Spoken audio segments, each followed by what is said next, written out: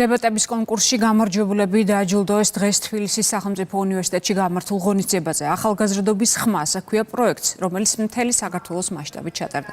პირველ ეტაპზე შეარჩიეს მონაწილეები 20 მუნიციპალიტეტის 700-ზე მეტი აპლიკანტიდან შეირჩა 15. გამარჯვებულებს სერტიფიკატები და ჯილდოები გადასცეს.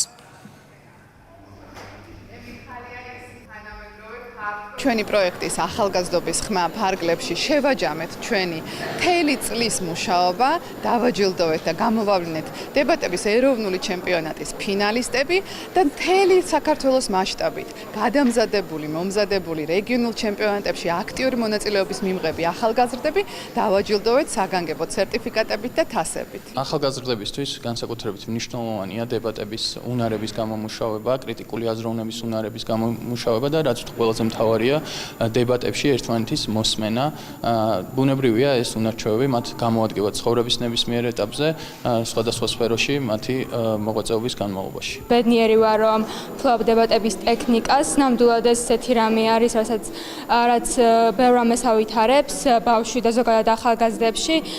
მოხარული ვარ, რომ ეს პროექტი არის ჩემს რეგიონში, ვინაიდან რეგიონებში ახალგაზრდებს იშვიათად აქვს შესაძლებლობა, რომ იყვნენ ასეთი პროექტის მონაწილეები და ვურჩევ ყველა ახალგაზრდას, რომ სცადონ ამ ტექნიკის შესწავლა.